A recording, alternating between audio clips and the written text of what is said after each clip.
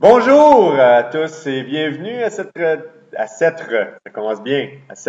démonstration en ligne devant public du NAT et du PAT. NAT pour Network Address Translation et PAT pour Port Address Translation.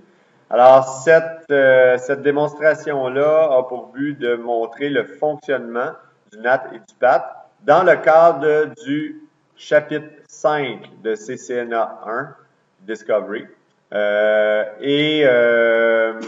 On commence de la manière suivante. Alors, le tableau qu'on brosse ici est composé d'une partie interne, une section interne que je pourrais même délimiter grâce à une espèce de petit pointillé. Alors, du côté gauche, on a la section interne.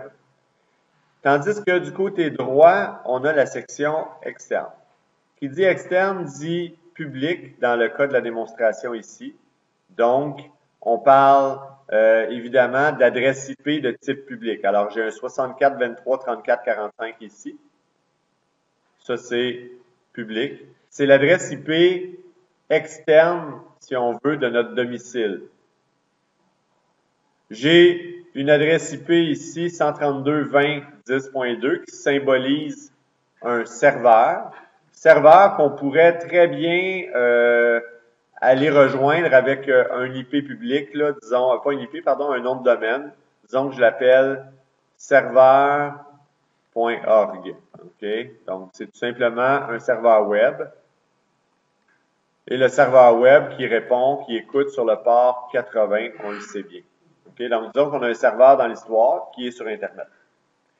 J'ai du côté gauche du ring, pesant un petit peu moins que le serveur, un client avec une adresse IP de type privé qui commande par 10.10.10.2.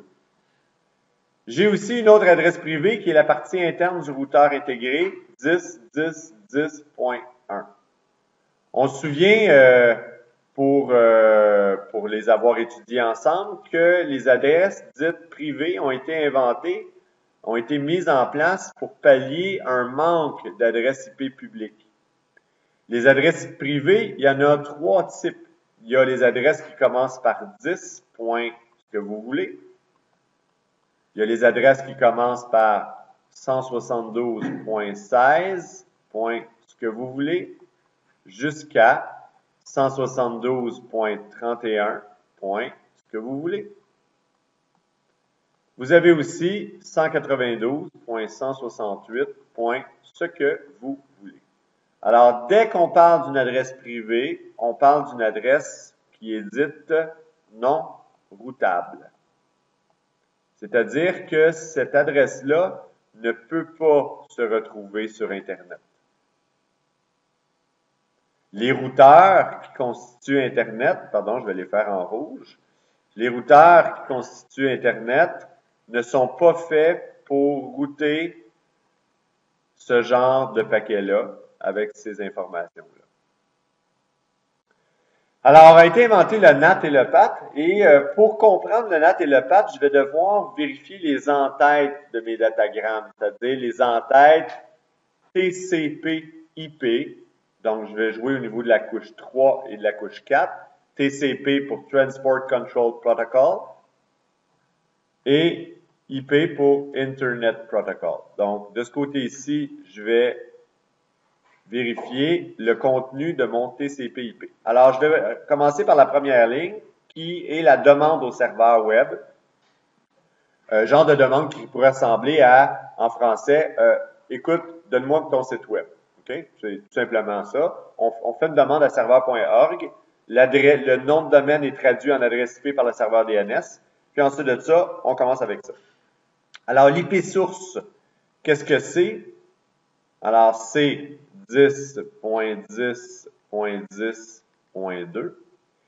Tandis que l'IP de destination est 132.20.10.2. dans ce paquet-là. Il y a aussi un port de source et un port de destination. Le port de destination, il est connu, c'est le port 80. Alors, le port 80 est le port où va siéger le service web dans notre serveur web. Qui dit serveur, dit service et dit port ouvert. Donc, notre intention de connexion est sur le port 80. Toutefois, dans toute connexion TCP/IP, il y a un port source qui est en cause. Alors, le port source ici est aléatoire pour autant qu'il soit libre, au-dessus de 1024.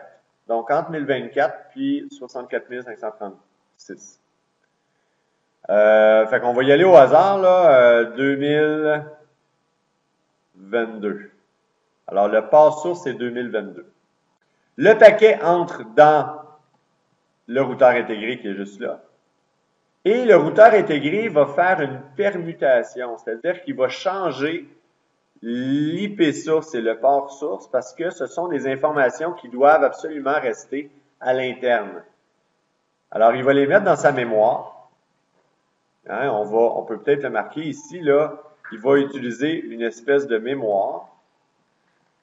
Ou est-ce qu'il va se souvenir que 10.10.10.2 faisait une demande sur le port 2022? Il va garder ça en sa mémoire et il va créer de toute pièce une autre entête. En fait, il va modifier l'entête. L'IP source va être l'IP externe du domicile, 64, 23, 34.45. L'IP de destination, quant à elle, ne change pas. Ça va toujours être 132.20.10.2. Le port de destination ne change pas. Par contre, le port source va changer, lui. Les deux vont changer. L'IP source et le port source vont changer. On va y aller avec quelque chose encore au hasard. Disons 10 243 comme port source. Et en passant, le routeur intégré va mettre cette information-là aussi dans sa mémoire. Alors, le routeur intégré va être en mesure, en tout temps dans sa mémoire, d'établir un lien entre cette information-là, le 10.10.10.2 sur le port 2022, et cette information-là qui est utilisée pour envoyer sur Internet. Le serveur web reçoit la demande sur le port 80, il effectue le traitement correspondant et il retourne le site web, disons, de manière, c'est un petit site web, donc dans un seul paquet, tout tient dans un seul paquet, et on va inverser. Le port de destination va devenir le port de source.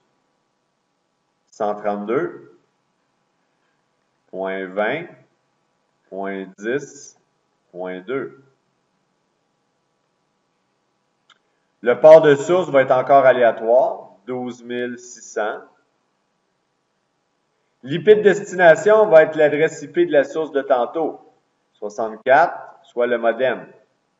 Pas le modem, pardon, le routeur intégré, l'adresse publique du routeur intégré. 23, 34.45. Et le port de destination va être, techniquement, je pense qu'il va reprendre le même port, mais ça, je peux me tromper. Alors là, il faudrait vérifier s'il y a reprise du même port ou pas. Là. Votre hôte peut se tromper ici. Alors, disons que je vais en mettre un différent. Là, c'est pas très... Non, je vais en mettre un pareil. Oui, je pense que c'est le même. 10 243. Alors, je vais avoir un port de destination 10 243 et lorsque le routeur intégré va recevoir cette information-là ici, il va lire le port de destination, il va vérifier s'il y a ça dans sa mémoire, il va trouver qu'effectivement, il y a cette information-là provenant de cette adresse IP-là, et il va refaire le paquet avec l'information, il va le transférer à l'intérieur de son réseau. À ce moment-là, l'IP de destination devient à l'intérieur 10.10.10.2, le port de destination 20.22, alors que l'IP source, quant à elle, n'a pas changé. On garde encore le 132, soit l'adresse IP du serveur, 20.10.2 sur le port 12600. C'est ce qui fait qu'il pourrait, en théorie et en pratique aussi d'ailleurs, y avoir beaucoup plus d'hôtes à l'intérieur d'un réseau privé qui font des requêtes au même serveur web et que, une fois que les paquets reviennent à l'intérieur, les paquets soient distribués aux bonnes machines grâce au principe du NAT et du PAT. Alors, le PAT fait quoi? Il fait changer le port source lors de l'envoi du paquet. Et le NAT fait quoi? Il fait changer l'IP source lors de l'envoi du paquet. Et ensuite de ça, il fait le contraire lors de la réception du paquet. Il va changer l'IP source et le port source pour le remettre comme il était à l'origine.